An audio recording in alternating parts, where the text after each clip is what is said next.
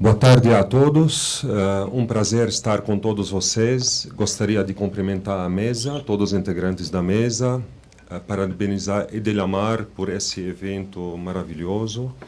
Eu acho que é muito importante lembrar um pouco da fala da Carolina, que só podemos avançar quando olhamos de todos os ângulos e colocamos na mesa todos os autores principais, Ministério da Saúde, médicos, associações de pacientes, indústria farmacêutica, para discutir o melhor para o país. O melhor para o paciente, melhor para o governo, de uma forma ética e transparente. Só dessa forma que vamos avançar. Hoje nós vamos falar um pouco do cenário das doenças raras em 2017. Vai ficar um pouco difícil acrescentar muito, né, depois de tantas falas importantes. Como todo mundo sabe, que existe hoje em torno de 8.000 doenças raras catalogadas. Mas dessas 8.000 doenças raras, existe somente em 3 a 5% de tratamento medicamentoso. Por isso, nós precisamos avançar mais, trazer mais tecnologias, mais pesquisa clínica. Só que no mundo hoje, para estudos no mundo sobre medicamentos para doenças raras, existe em torno de 470 estudos. Somente 12 no Brasil. É muito pouco. Então, nós temos muitos entraves para trazer pesquisa clínica para o país. Além da burocracia, nós temos resoluções que realmente acabam atrasando e impedindo esses estudos de entrar no país. Nós vamos falar um pouco para frente sobre isto. Existem vários marcos legais para acesso aos medicamentos. Tem a Lei 12.401 de 2011, da Conitec, onde foi criada a Conitec. Tem o RDC da Anvisa 81 de 2008, que fala sobre a importação para uso por pessoa física.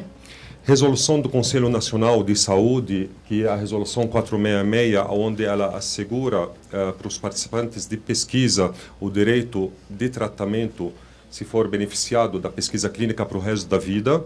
Isso para doenças comuns, eu acredito que seja um ponto muito importante, mas para as doenças raras estava sendo um pouco para uma entrave para trazer pesquisa clínica para o país.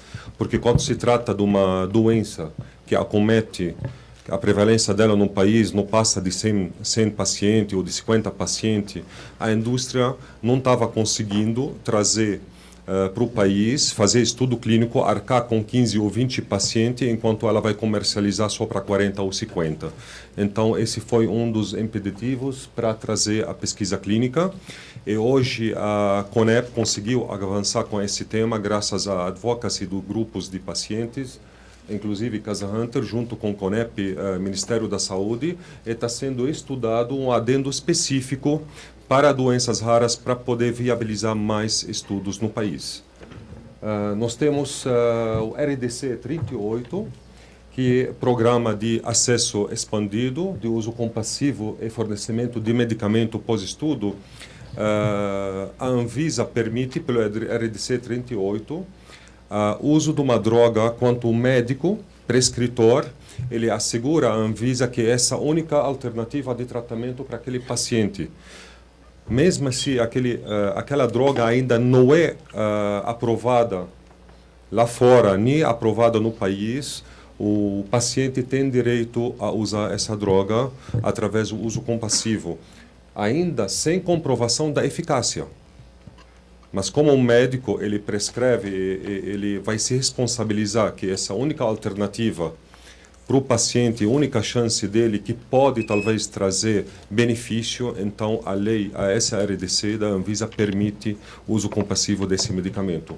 Então, o que eu acho estranho, porque quando o medicamento já é aprovado no país de origem, e muitas vezes aprovado pela FDA ou EMA, por que então o médico não pode prescrever esse medicamento se não é aprovado na Anvisa? Tem que esperar a burocracia, isso que nós vamos conversar daqui a pouco.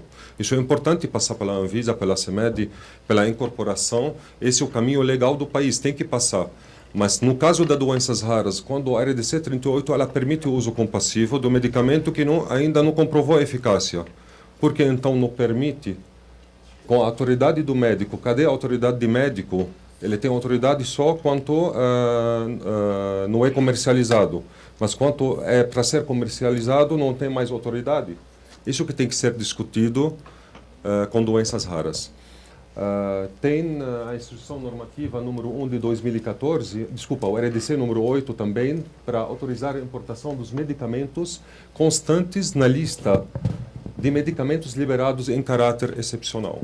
E tem a Instrução Normativa número 1 de 2014, que dispõe sobre a lista de medicamentos liberados para importação em caráter excepcional. E RDC 37, isso foi um marco importante, RDC 37, de julho de 2014, quando foi definida, foi estabelecida a priorização da análise técnicos referente aos protocolos clínicos de doenças raras e também para registro de produtos biológicos no país. Isso foi um avanço super importante da Anvisa para poder viabilizar esses medicamentos quanto antes no país. Só que, infelizmente, em vez da gente avançar em 2017, tivemos regressão com a publicação da resolução número 147, que faz um mês e pouco, de 28 de março de 2017, onde foi revogada essa priorização. Então, hoje, no dia de hoje, não existe mais priorização na Anvisa, isso que nós temos que tratar.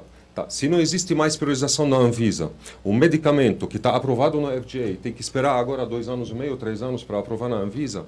E todo mundo, nós sabemos, e isso eu quero parabenizar, aliás, a equipe da Conitec, do Ministério da Saúde, que hoje eles compartilham com a gente a necessidade que o paciente de doenças raras não pode esperar esse tempo. Como será agora, daqui para frente, esses pacientes, como vão esperar 2 anos e meio? E todo mundo sabe que 60% de que tem doença genética não consegue chegar a 5 anos de idade. Eles falecem antes de 5 anos de idade. A maioria das doenças genéticas, eles são tão devastadoras, degenerativas, progressivas, que às vezes num ano o paciente vira vegetal, desculpa. Então, isso é um caso super importante para estudar de novo. Infelizmente, hoje, os colegas pessoal da Anvisa não conseguiram estar conosco para a gente debater esse assunto, mas nós vamos agora, temos reunião da Câmara Técnica do Conselho Federal de Medicina, dia 9, e nós vamos debater esse assunto com eles também para ver como nós vamos resolver. Porque eu acredito que isso vai impactar numa forma negativa, também referente ao trabalho, referente à judicialização, referente ao Ministério da Saúde, referente a tudo que está sendo construído. As doenças raras, nós tivemos, como todo mundo sabe, a portaria 199 de 2014, que a Política Nacional de Atenção Integral às Pessoas com Doenças Raras, onde ela definiu que a prevalência que é menor de 1,3 para cada 2.000 indivíduos no Brasil é considerado doença rara, ou até 65 para cada 100.000 habitantes. Na Europa, considerada de cada 1 para cada 2.000, nos Estados Unidos 1 para cada 1.250. Essa portaria ela definiu as diretrizes, né, para a atenção integral às pessoas com doenças raras no âmbito do SUS, e começou a ser implementada ano passado com a implementação de 7 centros, habilitação de 7 centros no país. Tem 13 centros habilitados, né, 3 serviços especializados habilitados, mas para doença rara somente 7. Então isso já é o início. Eu espero que isso, junto com a incorporação das novas tecnologias, consiga ter um pacote mais eficaz e trazer benefício na vida dos pacientes.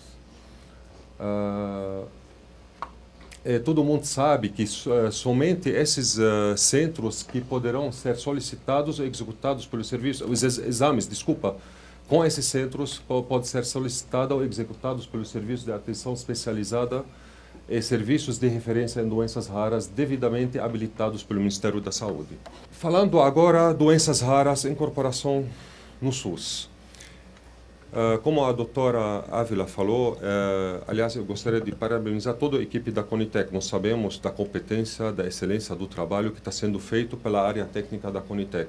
Infelizmente, também nós sabemos que a Conitec, sem a chancela política, não consegue avançar nesses temas. Por isso, é importante essa união entre todos os autores para poder ter mais força política e poder levar adiante esses assuntos.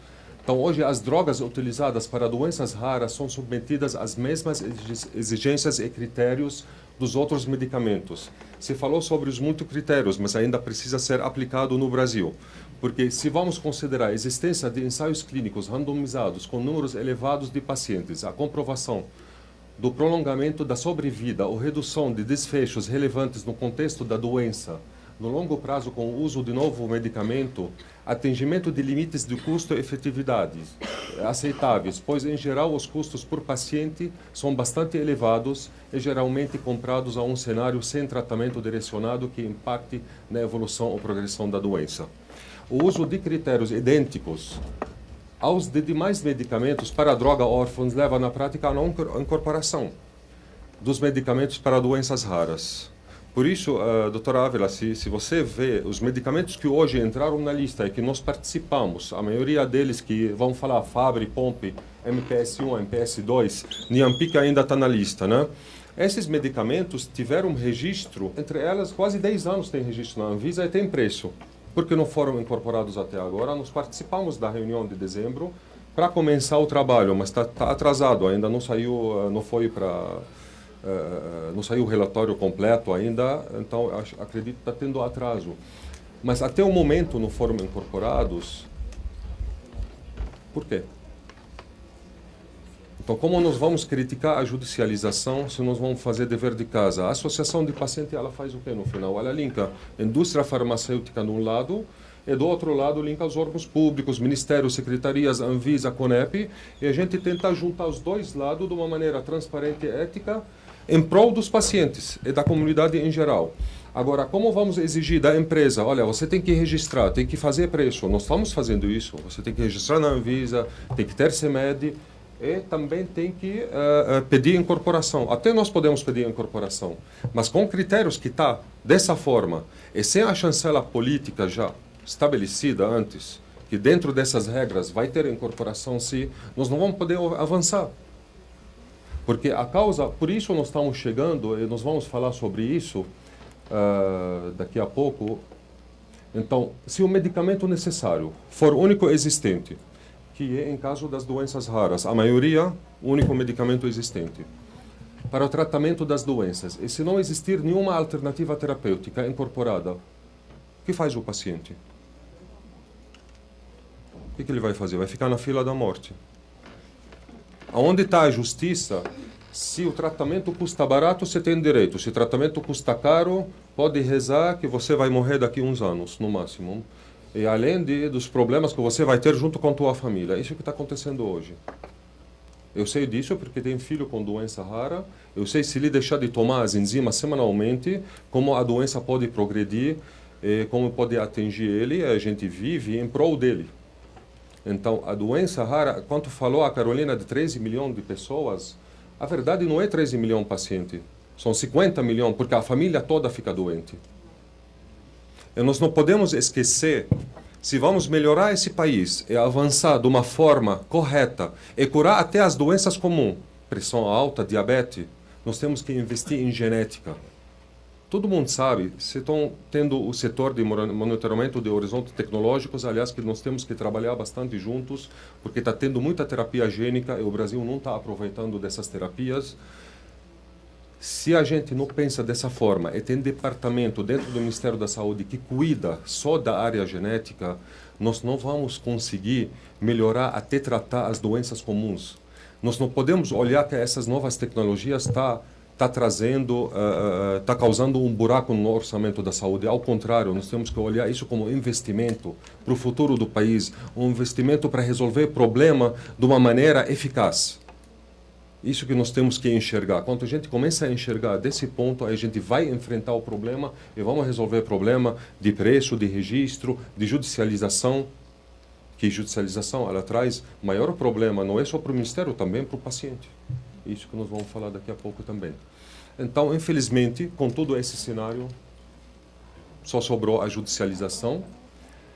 Quais são os fatores da judicialização? A não incorporação de medicamentos para o tratamento para doenças raras e falta de alternativa terapêutica disponível. Não existe metodologia própria adequada para a Conitec avaliar a possível incorporação de novas terapias no SUS. atrasos é problema de logística. Isso é super importante que também Gisela falou. Mais de 50%, isso temos que deixar bem claro, mais que 50% das ações judiciais no país, o volume, de volume estou falando, são de ações de medicamentos já registrados e incorporados na lista do SUS. E vocês sabem que, quando a gente faz um pedido administrativo, custa, para fazer esse pedido, para o governo, R$ 2.500 por paciente, através do pedido administrativo. Quanto é judicializado, custa R$ 10.000. Esse 50% do volume de ação é dinheiro jogado fora. Falta de gestão. População sem subsídio. 75% da população conta apenas com o próprio salário para a compra de medicamentos. Crise econômica, todo mundo sabe, as dificuldades financeiras e a taxa de desemprego. Tivemos 1 milhão de pessoas que saíram do mercado privado, agora estão na cola do SUS, infelizmente. Envelhecimento da população, os idosos já representam 12% da total da população, aumentando a incidência da doença como câncer, hipertensão, diabetes e problemas neurológicos. E a consequência da judicialização? Em primeiro lugar, desorganização das contas públicas. Porque se a gente não faz um plano para enfrentar o problema e resolver de uma maneira correta, certa, sem dor de cabeça, maneira justa, isso que vai acontecer sempre. O Ministério da Saúde vai reclamar sempre. E não tem como. Você tem como adivinhar quantas ações você vão receber mês que vem? Ninguém tem como adivinhar isso. E isso não é culpa do paciente. Isso que queremos deixar claro, não é culpa do paciente. Nós não temos culpa se existem ações antiéticas, se existe droga caríssima. O governo tem que negociar isso. Nós vamos ajudar o governo a negociar isso. Só que tem que abrir a porta para a gente sentar todo mundo numa mesma mesa e negociar de uma maneira transparente. Colocar todo mundo, cada um no quadrado dele e cada um ter a responsabilidade dele para cumprir, que tem que ser cumprido. Então, em apenas 5 anos, infelizmente, o gasto do Ministério da Saúde com ação judicial aumentou, saltou de 370 milhões para 1,3 bilhão, 1,6 bilhão, mais ou menos isto. Não é, Alexandre? Você pode me corrigir, talvez, né?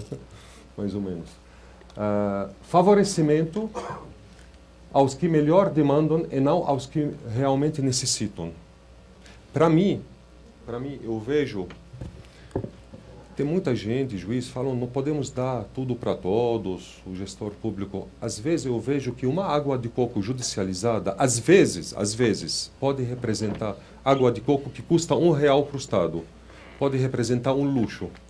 Enquanto uma droga de R$1 milhão, ela representa uma necessidade para salvar a vida daquele paciente, é muito mais importante daquela água de coco. É isso que nós temos que olhar, nós temos que ver. A banalização da judicialização que levou a esse cenário. Geração de oportunidades para ações antiéticas e prejudiciais ao sistema, fraudes e escândalo. Só que isso 5%, e 95% que são legítimos, vão pagar por esses erros? No final da conta, Ministério da Saúde, médicos, indústria, somos todos brasileiros. E essas doenças podem atingir todo mundo. Nós estamos falando da saúde, da dignidade humana. Nós não estamos falando de construção de um estádio de futebol e brigando para qual estado vai ser, se em Porto Alegre ou em São Paulo. Não adianta, teremos estados, teremos luxo. Isso que é luxo. Num país de 200 milhões de habitantes que não tem saúde digna. Então, nós temos que priorizar a saúde, priorizar a dignidade humana. Então, infelizmente, aqui tem alguns dados, não vou entrar em detalhes, de como a judicialização está crescendo. Por isso, os medicamentos judicializados para doenças raras em compra via judicialização, o Ministério da Saúde, ele classifica que no top 10, o 10 top, né, que gastam mais em judicialização. Entre eles, representam, os 10 que mais representam 93% do gasto, entre eles, 90% são de doença rara, genética. 6 produtos têm registro na Anvisa e tem preço. Nenhum deles foi incorporado no SUS, continua sendo judicializado, e isso não é por falta de trabalho, eu volto a falar, da equipe da Conitec, que tira o chapéu, eu sei, porque eu acompanho, que tem equipe excepcional na Conitec. É capaz de incorporar, não é só incorporar todas as doenças também, porque sou a favor de incorporar a doença. Porque se vamos falar de 3% que tem medicamento e o resto, nós podemos tratar, melhorar a qualidade de vida através de um diagnóstico fidedigno e uma direção para esses familiares, através de equipe multiprofissional para melhorar a qualidade de vida, até surgir um novo tratamento ou um novo medicamento.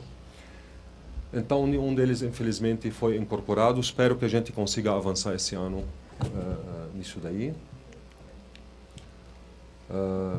Então, a judicialização, infelizmente, ela não é a causa, ela é uma consequência de falta de uma política pública não implementada, sem gerar acesso ao tratamento, e a consequência da não incorporação de medicamentos no SUS, que falta metodologia, para doenças raras, falta de alternativas terapêuticas aos pacientes no SUS, e, infelizmente, a negativa do Estado, ela gera uma sentença de morte a esses pacientes. Se não correm à justiça, eles vão...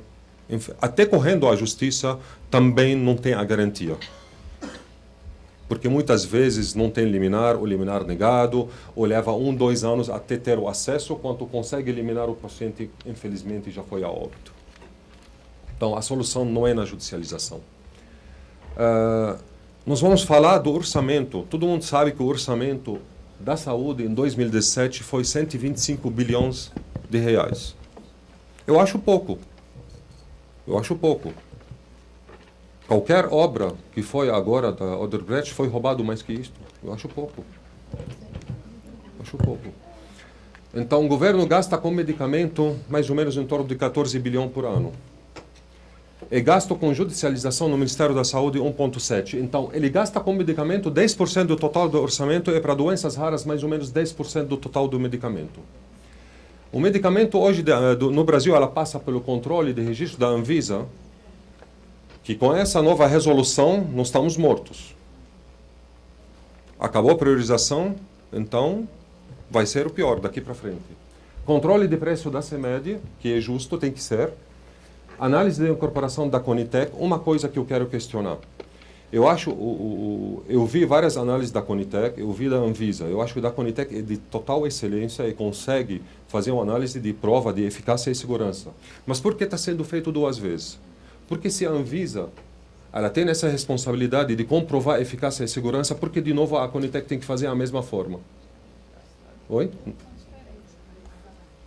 Mas não pode ser feito de uma vez só para facilitar. Não estou falando legalmente, estou falando, eu sei, porque hoje existe essa regra, mas estou falando para desburocratizar, poderia ser feito através só um grupo, né, de trabalho. Análise de incorporação da Conitec é forte negociação para a compra no DELOG. O Ministério da Saúde só se preocupa referente ao medicamento. Não estou falando que não tem que se preocupar com o medicamento, tem, claro. Mas, gente, o 90% do gasto é o diagnóstico. É tudo isso. O problema no nosso país não é falta de dinheiro. Com tudo que estamos passando de crise, volto a falar, não é falta de dinheiro. É falta de uma boa gestão. Porque se a gente começa a fazer uma boa gestão, eu tenho certeza que dá para garantir medicamento para todo mundo e dá para ter uma vida digna para todo mundo. E com menos dinheiro também. O Ministério vai gastar menos, tenho certeza absoluta. Só que não adianta fugir do problema, tem que enfrentar. Então, na nossa opinião, o governo, como prioridade, deve implementar a Portaria 199, educar os médicos e a população em geral sobre as doenças raras, diagnosticar precocemente os pacientes para que possam evitar mortes prematuras e progressão das doenças, credenciar mais centros de referência para que possam cuidar do tratamento integral dos pacientes com equipe multidisciplinares, criar metodologias de avaliação de como incorporar tratamentos eficazes que possam tratar os pacientes com doenças raras. Muito obrigado pela atenção. Uma boa tarde.